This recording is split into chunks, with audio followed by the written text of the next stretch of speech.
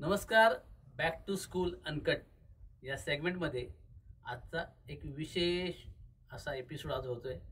माझ्यासाठी हाही स्पेशल आहे, कारण रंगसंस्कार प्रोडक्शन्सशी सुरुवातीपासून जोडला गेलेला एक घटक, ज्याला मी रंगसंस्कार प्रोडक्शन्सचा अविभाज्य घटक म्हणतो, असे बॅक टू स्कूल चित्रपटाचे सिनेमॅटोग्राफर श्रीनिवास गायकवाड सर, आपलं स्वागत आहे. नमस्कार, धन्यवाद. श्री सरांच्या बाबतीमध्ये बोलायचं झालं तर त्यांनी आत्तापर्यंत 4 चित्रपट ॲज अ सिनेमॅटोग्राफर केलेत. 2 चित्रपटाला ते असोसिएट डिरेक्टर होते. त्यातला एक चित्रपट आपल्याच रंगसंस्कार प्रोडक्शन्सचा आहे, जो आता बॅक टू स्कूल नंतर लवकरच रिलीज होईल. या चित्रपटाला ते सिनेमॅटोग्राफर आहेत.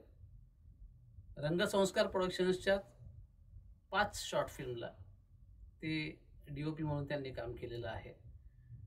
त्यांनी अनेक वेब सिरीज, शॉर्ट फिल्म वेगवेगळ्या माध्यमातून रिलेट केलेल्या आहेत. म्हणजे त्यात सिनेमॅटोग्राफर असतील, असोसिएट डिरेक्टर असतील, असिस्टंट डिरेक्टर असतील, वेगवेगळ्या माध्यमातून ते त्याशी जोडले गेलेले आहेत. त्यासोबतच ते एक चांगले लेखक आहेत, ते चांगले ॲक्टरसुद्धा आहेत. कारण माझ्या दुसऱ्या चित्रपटामध्ये तुम्ही त्यांना पाहाल ॲक्टिंग केलेलं. या चित्रपटामध्येही त्यांना स्क्रीनवरती तुम्ही पाहू शकता. ते काय वगैरे ते तुम्हाला कळेलच. श्री सर, आता मी जसं सांगितलं की तुम्ही रंगसंस्कार प्रोडक्शनचे अविभाज्य घटक आहात, तर आपल्या प्रेक्षकांना सांगा की रंगसंस्कार प्रोडक्शन्सशी तुमची सुरुवात कशी आणि कधीपासून झाली आहे. ते रंगसंस्कार प्रोडक्शन सोबत काम करायला सुरुवात, आपला जो पहिला चित्रपट होता रामप्रहार, शूट केलेला पहिला चित्रपट, त्याची मुलाखत सुद्धा खूप रंजक आहे. त्याच्यात किस्से पण आणि गोष्टी पण.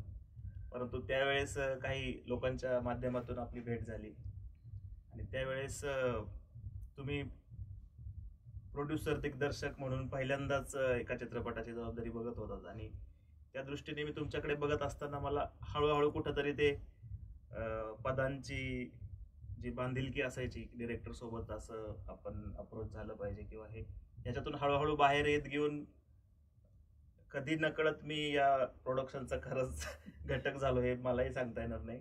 पण अतिशय घरच्यासारखं आपण त्यावेळेसही, त्या चित्रपटाच्या वेळेसही आपलं वातावरण होतं. प्री प्रोडक्शन असेल, मग नंतर प्रोडक्शन असतील, ज्या काही अडचणी आल्या त्या आपण सगळ्यांनी मिळून त्याला सामोरं गेलो आणि त्याच्यातून खूप साऱ्या गोष्टी शिकून खरं तर आपण हा दुसरा चित्रपट केलाय, बॅक टू स्कूल. पहिला चित्रपट चित्रीकरण झालेला रामप्रहार आहे, दुसरा चित्रपट चित्रीकरण झालेला बॅक टू स्कूल आहे. परंतु प्रदर्शित होणारा बॅक टू स्कूल हा पहिला आहे आणि लवकरच रामप्रहारही रिलीज होईल. आणि हे नातं आमचं 2016 पासूनचं आहे. आणि जसं आत्ता श्री सरांनी सांगितलं की कधी एकदा घरचं नातं झालं ते समजलंच नाही. इवन त्याच्या आईनं, माझ्या आरेतुरेमधला श्री आहे, त्याच्या आईने सांगितलं होतं की तो घरी आला तर आमचा मुलगा, जेव्हा तो तिकडे असेल तेव्हा तो तुमचा मुलगा. त्यामुळे तो आमचा मानसपुत्र आहे. चित्रपट क्षेत्रामध्ये तो माझ्यासोबत प्रत्येक प्रोजेक्टला आहे आणि पुढेही असणार आहे. बॅक टू स्कूल चित्रपट खूप सुंदर झाला आहे. असं ज्यांनी आत्ता आपण पोस्ट प्रोडक्शन करताना तो प्रत्यक्ष पाहिला, म्हणजे एडिटर असतील, त्यानंतर आपले DI करणारे लोक असतील, त्यानंतर बॅकग्राऊंड म्युझिक करणारे असतील, ज्यांच्या माध्यमातून, किंवा आपण जेव्हा डबिंग केलं तर ज्यांच्या हाताखालनं तो चित्रपट गेला, त्या प्रत्येकाने तुमच्या सिनेमॅटोग्राफीचं खूप कौतुक केलंय. तर यासाठी तुम्ही घेतलेली मेहनत जरा आपल्या प्रेक्षकांना कळू द्या. मेहनत असं त्याला म्हणता येणार नाही, कारण सिनेमॅटोग्राफर हा जरी एक चित्रपटाचा महत्वाचा भाग असला तरीही ते डिपार्टमेंट असं आहे की ते सगळ्या इतर घटकांवर अवलंबून आहे. त्यामध्ये दिग्दर्शक सुद्धा महत्वाचा आणि मोलाचे इनपुट्स दिग्दर्शकाचे असतात. अर्थात व्हिजन आणि सगळं स्वप्नच ते दिग्दर्शकाचं असतं.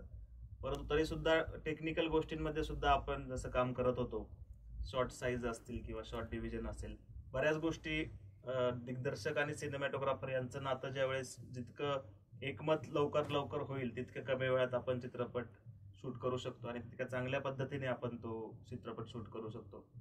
तसंच आपली डिरेक्शन टीम सुद्धा खूप चांगली होती. त्या सगळ्यांच्या मदतीने आर्ट डिपार्टमेंट असेल, साऊंड डिपार्टमेंट, ऍक्टर सुद्धा आपले बऱ्याच या चित्रपटाच्या निमित्ताने तुम्ही नवीन कलाकारांना संधी दिली. असं जरी असलं तरी प्रत्येकाला निवडताना त्या मागे सुद्धा जे कष्ट घेतलेत त्या सगळ्याचा एकत्रित परिणाम म्हणजे चित्रपट सुंदर व्हायला मदत झालेली आहे. बरोबर आहे. तुमच्या सगळ्यांच्या माहितीसाठी एक गोष्ट सांगतो की जसं मी सांगितलं की श्रीनिवास सर हे रंगसंस्कार प्रोडक्शन्सचे अविभाज्य घटक आहेत. तसंच आणखी एक अविभाज्य घटक म्हणजे अमित बेंद्रे, ज्यांनी लेखनाच्या बाबतीत आम्ही एकत्रितच पटकथा संवाद लिहिलेले आहेत. याच्यामध्ये श्री सरांचं त्याच्यातही वाटा, जसं मी मागाशी सांगितलं की ते एक चांगले लेखक आहेत. त्यामुळं मी कथा लिहिताना 2 लोकांशी सलग संवाद साधत होतो, ते म्हणजे अमित बेंद्रे आणि श्रीनिवास सर. आणि आमच्या तिघांच्या ह्याच्यातनं ही कथा डेव्हलप होत गेली, पटकथा डेव्हलप होत गेली आणि तिघंच आम्ही सलग एका प्रत्येक सीनवरती, प्रत्येक शॉटवरती किंवा शॉर्ट डिव्हिजनवरती आम्ही बोलत होतो आणि तो संवाद पुढे जात होता. एकमेकांशी जे काही रिलेशन आहे ते त्यातनं कळत होतं आणि माझी खात्री आहे की चित्रपट पाहताना तुम्हाला ते नक्की दिसून येईल. तुम्ही सगळ्या कलाकारांना पाहिलं, आता तुम्ही सांगितलं की नवीन कलाकारांना संधी दिली, पण हे करताना सुरुवातीला काही अडचणी आल्या की नवीन कलाकार होते, बरेचसे रिटेक झाले, परंतु तुम्ही कुठेही चिडून न जाता म्हणजे तुम्हाला जाणवत होतं की प्रोडक्शनचा पैसा जास्त जातोय रिटेकमध्ये किंवा डिरेक्टरची मेहनत आहे, डिरेक्शनच्या टीमची मेहनत आहे ती थोडीशी होते. परंतु सुरुवातीचा जर काळ सोडला, सुरुवातीच्या 2 दिवसांचा, तर त्यानंतर जे काही शूट झालं त्याबद्दल काय झालं, कारण कलाकार खूप नवीन होते. मलाही बऱ्याच लोकांनी त्या बाबतीत डिवचलं म्हणता येईल की तुम्ही नवीन कलाकार का घेतले आणि तुमची ते कोरोनाच्या काळातली झूम मीटिंग वगैरे जे होती तर ती काही कामाची नाही हे सुरुवातीला सांगितलं, पण नंतर जे काय केलं त्याबद्दल काय सांगाल? नाही, मी आता त्या विषयावरतीच येणार होतो. खरं तर कलाकार जरी नवीन आपण इंटरव्ह्यू मधून, त्यांच्या मुलाखतीतून घेतलेले जरी असले, ऑडिशन मधून, तरी सुद्धा त्यांचं सिलेक्शन झाल्यापासून ते शूटिंगच्या दिवसापर्यंत त्यांच्यावर जे कष्ट तुम्ही घेतले ते मी बघितले. त्यांचे झूम मीटिंग्स असतील, ज्यांना शक्य आहे त्यांना समोरासमोर बोलवून असेल, आपल्या रंगसंस्कारच्या ऑफिसला जी लोक येऊन वर्कशॉप्स करत होते, काही लोकांचे तुम्ही ऍक्टिंग क्लास सुद्धा घेतले आपल्या चित्रपटाला त्यांच्यामध्ये आणखीन भर टाकण्यासाठी. तर या सगळ्यांमुळं जरी आपल्याला फायदा नंतरच्या काही दिवसांमध्ये झाला, पण सुरुवातीला ही सगळीच लोक नवीन असल्यामुळं कॅमेरा समोर सोबतचं त्यांचं रिलेशन किंवा सेटवर ते जे तिकीट्स असतात ते कसे पाळले जातात, ऑर्डर्स कशा प्रकारे दिल्या जातात, ह्या सगळ्या गोष्टी त्यांच्यासाठी नवीन होत्या. त्यामुळे खरं तर पहिले 2 दिवस सगळ्यांना सेम पेजवर यायला लागले असं म्हणूयात आपण. पण मुलं खूप शार्प असतात शिकण्यासाठी आणि नवीन पिढी आत्ताची तर इतकी शार्प आहे त्यांना, त्याच्यामुळे त्यांनी 2 दिवसात सगळ्या गोष्टी खूप चांगल्या प्रकारे ग्रास्प केल्या. सेटवरचं वातावरण त्यांनी, शिस्त सुद्धा त्यांनी पाळली आणि अपेक्षापेक्षा जास्त लवकर ते त्या वातावरणामध्ये एकरूप झाले. त्याच्यामुळे आपल्याला खरं तर नंतरचे दिवसामध्ये आपण दिवसाला 6 सीन यामुळेच करू शकलो. क्लासरूम शूट असेल, एक्सटिरियर असतील, पाऊस असेल तर आपण फ्लेक्झिबल शेड्यूलमध्ये काम करून, पण या सगळ्यामध्ये खरंच त्या कलाकारांचा मोठा वाटा आहे, जी लहान मुलं आपण त्यांच्यासोबत काम केलं. मगाशी तुम्ही बोलताना बोललात की डिरेक्टरचे काही विजन्स असतात आणि त्या गोष्टी खूप महत्त्वाच्या आहेत, पण डिरेक्टरला जे सांगायचं आहे, लेखकाने जे लिहिलेलं आहे ते प्रत्यक्ष पडद्यावरती उतरवायचं काम हे सिनेमॅटोग्राफर करत असतो. आणि मला वाटतं की ते तुम्ही चांगल्या पद्धतीने केलंय आणि ते प्रत्येक फ्रेममधून काम दिसतंय. कारण कुठल्या सीनला लाईट कुठे लावली पाहिजे, कुठला अँगल घेतला पाहिजे, कोणता शॉट कशा पद्धतीने घेतला पाहिजे, या टेक्निकल गोष्टी तुम्ही खूप चांगल्या पद्धतीने केल्या असं मला वाटतंय आणि हे प्रेक्षकांना नक्की दिसेल. पण हे सगळं करताना तुमची जी मेहनत आहे ती फळाला आली असं वाटतंय का? नक्कीच नक्कीच. ज्यावेळेस मी आपण लॉकडाऊन नंतर आणि आपल्या शूटनं सेकंड शेड्यूल नंतर सुद्धा लॉकडाऊन सुरू होतं, तर त्या पिरियडमध्ये मी गावी होतो. आणि ज्यावेळेस सगळं कामं सुरू झाली सुरळीत, आणि ज्यावेळेस आपण रफ कट बघितला त्यावेळेस खरंच बघून असं वाटलं की हा काहीतरी केलंय आपण. म्हणजे आपल्याला हे थिएटर पर्यंत नेता येईल या लेवलचं आपल्याकडून काम झालंय. सगळ्यांच्या मदतीने सगळ्यांचं जे कष्ट होते ते फळाला आले असं रफ कट बघितल्यानंतर वाटलं त्यावेळेस. अं, तुमचा स्वभाव तसा खूप शांत आहे. लोकांना तसं वरवर दिसतं. तुमचा जो तुमचा आतला खटाळपणा आहे तो मी खूप जवळनं पाहिलेला आहे. आणि मला असं वाटतंय की तो चित्रपट शूट करताना कदाचित तुम्ही स्वतःला त्या फ्रेममध्ये पाहत होतात की शाळेमध्ये मी हे गोष्टी केल्या असतील.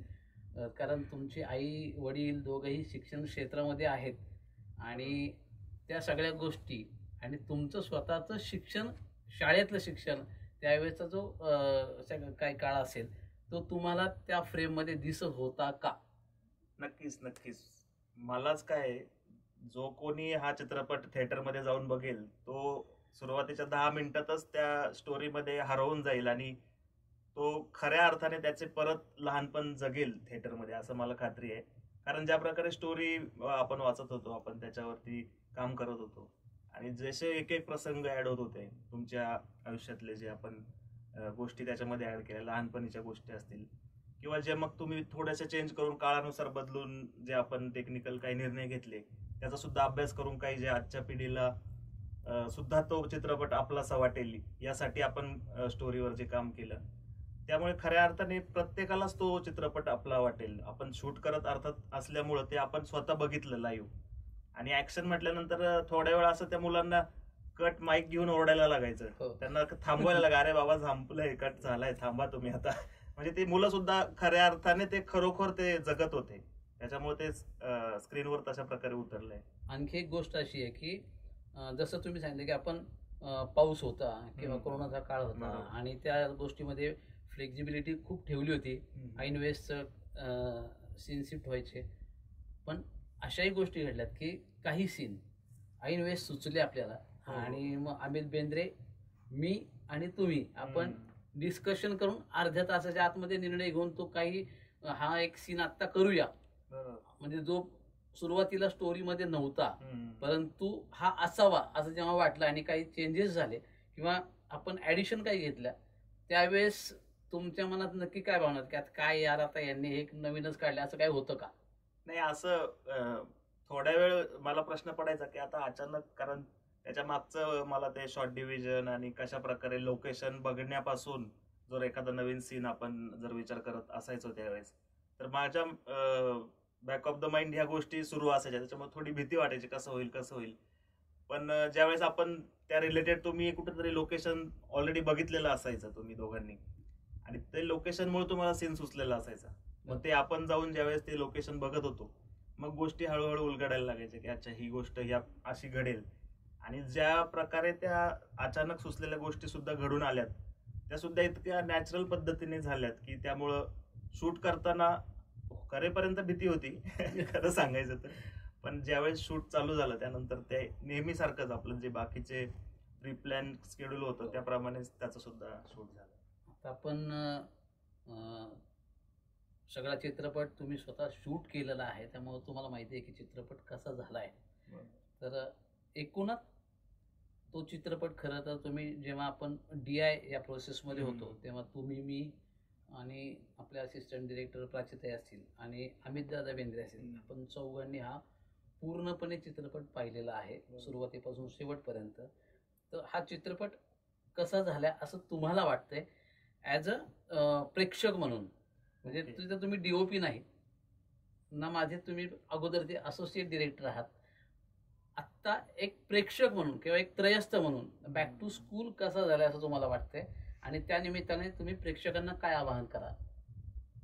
नाही, माझ्याबद्दल सांगायचं झालं तर आपण रफ कट बघितला, त्यानंतर जशा जशा स्टेजेस पोस्ट प्रोडक्शनच्या ऍड होत होतं, एक एक एलिमेंट, जसं साऊंड ऍड झाला, फॉली ऍड झालं, त्यानंतर हळूहळू तो चित्रपट जिवंत व्हायला सुरुवात झाली होती. आणि तरी सुद्धा कुठंतरी असं वाटायचं की म्हणजे आपण ते रोज बघतो ना, एखादी गोष्ट आपण रोज 10 दिवस कंटिन्यू बघितली तर ती आपल्याला आवडायला लागते. मग आपण जज नाही करू शकत. स्वतःच्या मुलाला आपण चांगला वाईट गोरा काळा हे जज नाही करू शकत. ते आपलं मूल झालं होतं इतक्या दिवसांमध्ये. तर आपण स्वतः त्याला जज करू शकत नव्हतो. वैयक्तिक मी तरी त्याला मला वाटायचं खूप चांगलं आहे, पण मला वाटायचं की इतरांनाही तो आवडेल का, ती थोडीशी भीती होती मनामध्ये. पण ज्यानंतर म्युझिक आणि DI या गोष्टी झाल्या आणि त्या गोष्टी होण्यामध्ये जो काळ गेला 1 ते 2 महिन्यांचा, तोपर्यंत ते पूर्ण विसर पडलं होतं सगळ्या. आपण जे शूट केलंय किंवा जी स्टोरी होती, व्हिज्युअली ज्या गोष्टी होत्या त्यांचा विसर पडला होता. आणि हे सगळं फायनल प्रिंट ज्यावेळेस आपण बघितली त्यावेळेस मला स्वतःला प्रेक्षक आणि मी पहिल्यांदा हा चित्रपट बघतोय असं मला वाटलं.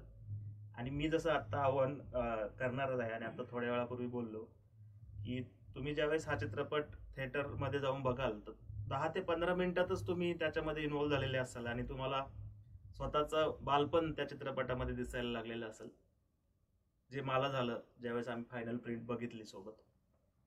तर आव्हान या निमित्ताने मी तुम्हाला असं करेल, जर तुम्हाला तुमचं बालपण या धाकधुकीच्या जीवनामध्ये किंवा हरवलेल्या मित्रांच्या आठवणी, व्हॉट्सअपवर आपण कनेक्ट असतो पण ते फेस टू फेस किंवा काही प्रसंग तिथं बोलले जात नाही किंवा काय होत नाही. ज्यावेळेस आपण एक ग्रुप घेऊन आपल्या मित्रांचा, आपल्या 10वीची बॅच असेल, आपली 12वीची बॅच असेल, ही बॅच जसं गेट टुगेदर आपण बाहेर करतो तसं एक गेट टुगेदर जर आपण थिएटरमध्ये ह्या चित्रपटाच्या निमित्ताने जर केलं तर नक्कीच तुम्हाला तुमच्या चित्रपटाचे पैसे तर वसूल होतीलच तिकिटाचे, पण जो बहुमूल्य असा लहानपणीच्या आठवणींचा जो काय म्हणू शकतो आपण त्याला, नॉस्टॅल्जिया, ठेवा मराठी शब्द आठवत होता, हा जो ठेवा आहे तो नक्की तुम्हाला तिथे जाणवेल आणि तुमचं बालपण पुन्हा जिवंत होईल त्या थिएटरमध्ये आणि खूप सारे नवीन किस्से घडतील, नवीन स्टोरीज या निमित्ताने तुम्हाला एकमेकांशी शेअर करायला मिळतील. आणि ज्या कामाच्या गडबडीत असेल किंवा करिअरच्या गडबडीत असेल, जे मित्रांमध्ये दुरावा निर्माण झालाय किंवा आपली जी वर्गातली मित्र होती तर ते थोडंसं कमी व्हायला मदत होईल असं मला वाटतं. म्हणून मी आव्हान करतो की चित्रपट नक्की थिएटरमध्ये जाऊन बघा, आपल्या मित्रांसोबत बघा, आपल्या बॅच सोबत बघा, कारण हा एकट्याने बघायचा चित्रपट नाहीये. आणि आपल्या चित्रपटातली गाणी असतील, प्रार्थना असेल, याच्या बाबतीमध्ये तुम्हाला काय वाटतंय? नाही, रोहित रावचं काम मला तर आधीपासून आवडतंच आणि जी गाणी त्याने आपल्या चित्रपटासाठी बनवली आहेत ती अप्रतिम आहेत.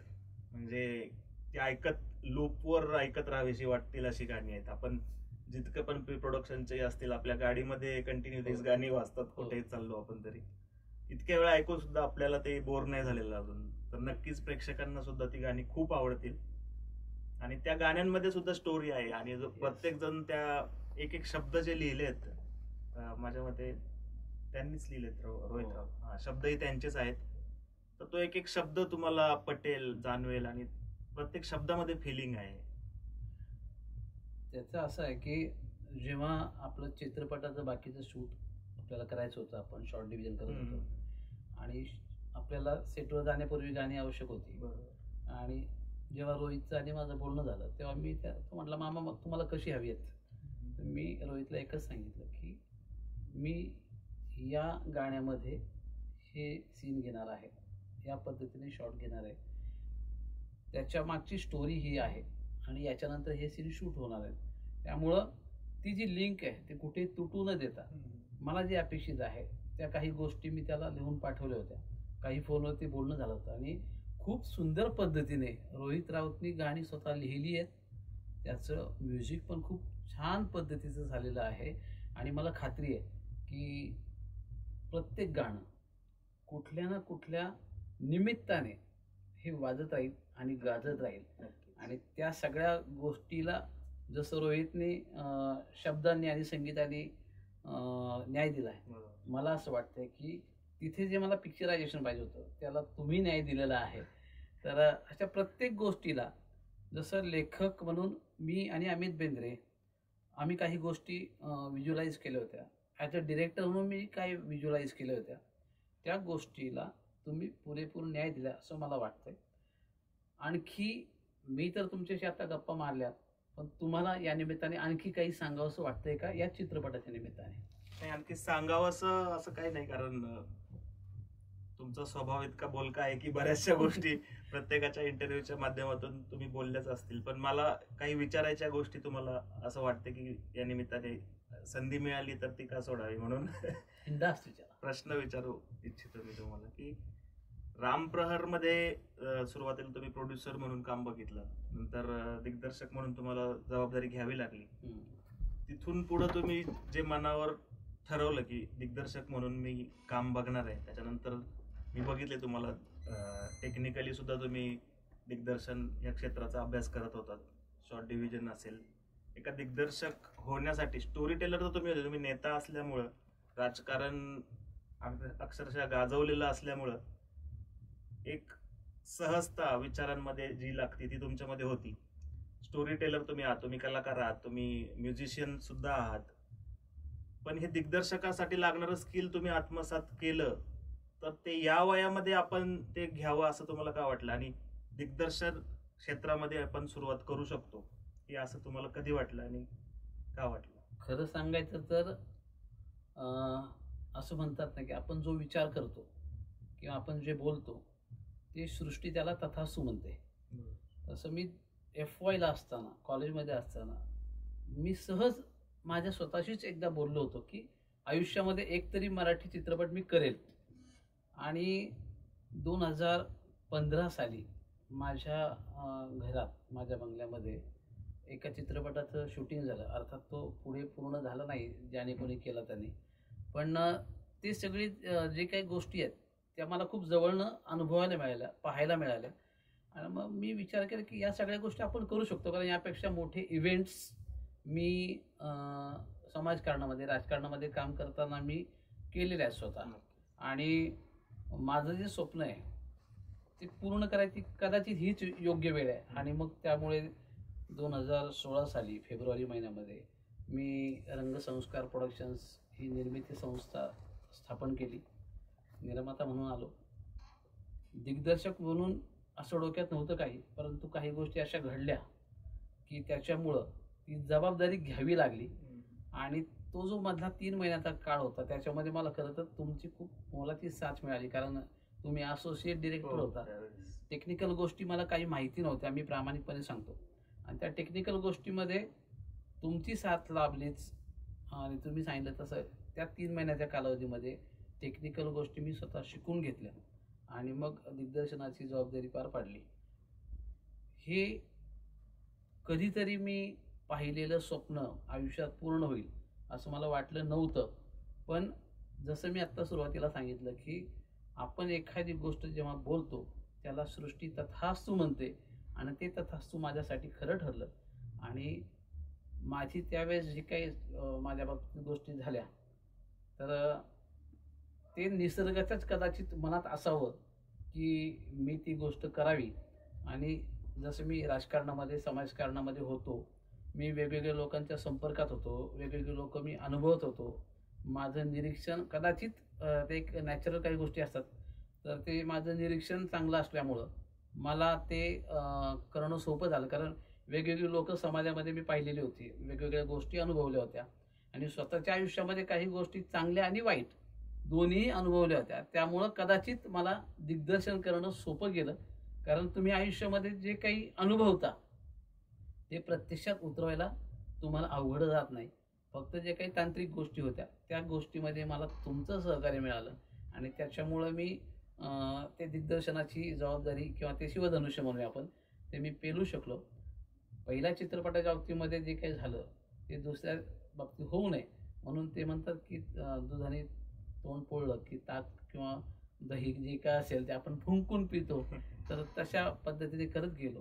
प्रत्येक गोष्टीमध्ये मी एका गोष्टीला 5-5, 6-6 ऑप्शन ठेवून मीटिंग करत गेलो, आणि मी स्वतः मीटिंग करत गेलो. मी कोणावर अवलंबून राहिलो नाही. कलाकार असतील, टेक्निशियन्स असतील, जी काही टीम उभी करायची ते मी स्वतः करत गेलो, आणि त्याच्यामुळं मला ते अनुभव मिळत गेले. आणि कदाचित परमेश्वराच्या मनामध्ये असेल, मी स्वामींना मानतो, मी दत्तगुरूंना मानतो, त्यांचा आशीर्वाद असेल, त्याच्यामुळे मी दिग्दर्शन करू शकलो असं आत्ता तरी मला वाटते. अर्थात किती सक्सेस झालो हे प्रेक्षक ठरवतील, पण या पद्धतीने दिग्दर्शनाची जबाबदारी घेतली. वा, खूप छान.